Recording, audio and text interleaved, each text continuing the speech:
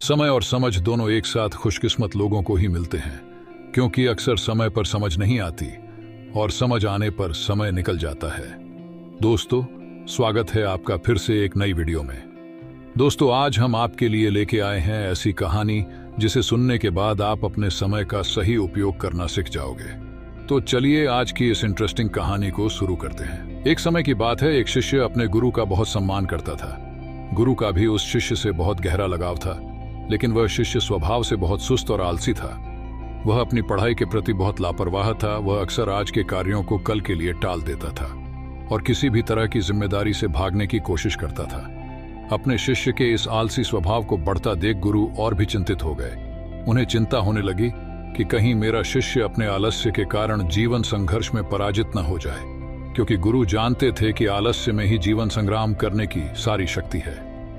बेकार व्यक्ति, ऐसा व्यक्ति बिना कोई कर्म किए फल पाने के बारे में सोचता है। वह शीघ्र निर्णय नहीं ले पाता और यदि ले भी ले तो उस पर अमल नहीं कर पाता। ऐसे व्यक्ति को अपने आसपास या आसपास के वातावरण का भी पता नहीं चलता, या उसका वातावरण न ही भाग्य द्वारा मिले अवसरों का उचित लाभ उठा सके। गुरु ने अपने मन में अपने शिष्य के इस सुस्त स्वभाव को खत्म करने के लिए एक योजना बनाई। एक दिन गुरु ने शिष्य को एक चमकदार सफेद पत्थर दिया और कहा, मैं तुम्हें 2 दिनों के लिए इस जादुई पत्थर का एक टुकड़ा देने जा रहा हूं।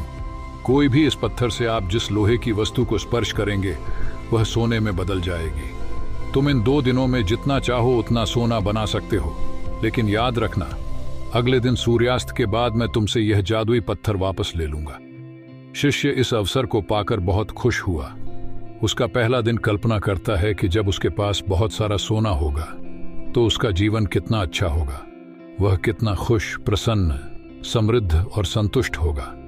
उसके पास इतने नौकर चाकर होंगे कि उसे पानी पीने के लिए भी नहीं उठाना पड़ेगा। उसने योजना बनाई कि जब उसके पास ढेर सारा सोना होगा तब वह एक बहुत ही आलीशान घर बनाएगा, जिसके सामने एक बहुत ही आकर्षक बगीचा है जिसमें वह हर शाम को घूमेगा। वह अपने लिए एक बहुत अच्छी घोड़े की खींची हुई गाड़ी खरीदेगा जिसका रथ सोने का होगा। उसके कई अंगरक्षक और नौकर होंगे और उन सभी को आदेश देगा। यह सब सोचते हुए वह उस रात सो गया। फिर अगले दिन सुबह जब वह उठा तो उसे अच्छी तरह याद आया कि आज लोहे से सोना बनाने का दूसरा और आखिरी दिन है। उसने अपने मन में पूरे निश्चय के साथ संकल्प लिया कि आज वह गुरुजी द्वारा दिए गए जादुई पत्थर का लाभ अवश्य उठाएगा। उसने निश्चय किया कि वह बाजार जाएगा और वहां से लोहे की बड़ी बड़ी वस्तुएं खरीदेगा और उन्हें सोने में बदल देगा। दिन बीत गया, पर वह सोचता रहा कि अभी तो बहुत समय है, कभी भी बाजार जाकर सामान ले आऊंगा। यह सोचकर दोपहर हो गई, इसलिए उसने निश्चय किया कि दोपहर का भोजन करने के बाद वह सामान लेने निकलेगा। लेकिन खाने के बाद उसे आराम करने की आदत थी और उठकर मेहनत करने के बजाय उसने आराम करना उचित समझा। थोड़ी देर लेकिन सुस्ती से भरा उसका शरीर जल्द ही गहरी नींद में खो गया था और जब वह उठा तो सूर्यास्त के करीब था। अब वह तेजी से बाजार की ओर भागा, लेकिन रास्ते में उसे गुरुजी मिले। गुरुजी को आते देख वह सहम गया। जैसे ही गुरुजी उसके पास पहुंचे वह उनके चरणों में गिर पड़ा और गिड़गिड़ाते हुए उस जादुई पत्थर को अपने पास रखने की याचना करता रहा। एक और दिन, लेकिन गुरुजी नहीं माने और उस शिष्य का अमीर बनने का सपना चकनाचूर हो गया। लेकिन इस घटना से शिष्य को एक बड़ी सीख मिली। उन्हें अपने आलस्य पर पछतावा होने लगा। उन्होंने समझा कि आलस्य उनके जीवन के लिए एक अभिशाप है और उन्होंने प्रण किया कि अब वे अपने काम से कभी हार नहीं मानेंगे और अपने आप को एक मेहनती, सतर्क और सक्रिय व्यक्ति दिखाएंगे।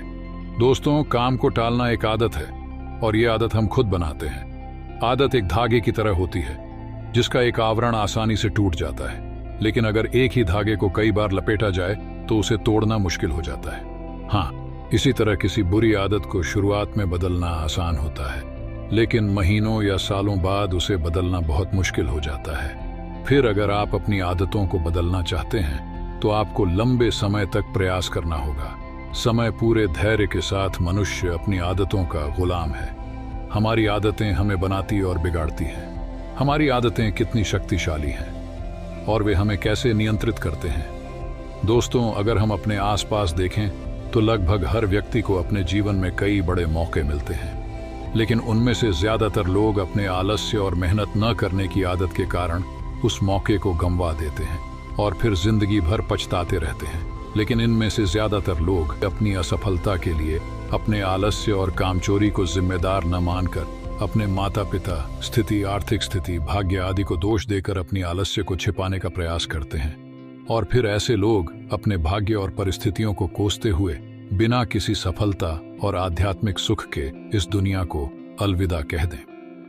आइए थोड़ा और गहराई से समझने की कोशिश करते हैं कि हम अपने काम को क्यों टालते हैं। क्या हम कभी YouTube पर कोई कॉमेडी वीडियो देखने के लिए आलस करते हैं या अपना पसंदीदा खाना खाते समय?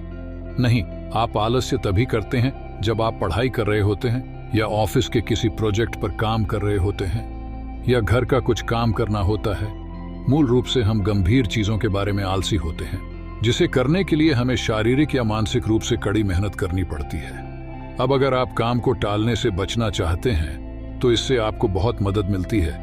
काम की समय सीमा, काम पूरा करने का एक निश्चित समय या एक निश्चित तारीख। दोस्तों, हम क्या करना चाहते हैं और अभी क्या कर रहे हैं, अगर इन दोनों में बहुत ज्यादा फर्क है तो हमारे अंदर एक लड़ाई शुरू हो जाती है। तो यह हमारे अंदर तनाव और अशांति पैदा कर देती है। आलस्य एक ऐसी चीज है जो इंसान करता तो है लेकिन करने से कभी खुश नहीं होता। लेकिन असफल होने के डर से प्रयास न करना आपको लंबे समय में बहुत पश्चाताप और आत्मघृणा से भर देगा। इसलिए असफल होने से डरो मत, कोशिश करो। दोस्तों, आज के लिए इतना ही। मिलते हैं फिर से अगली वीडियो में। तब तक अपना ख्याल रखिए। धन्यवाद।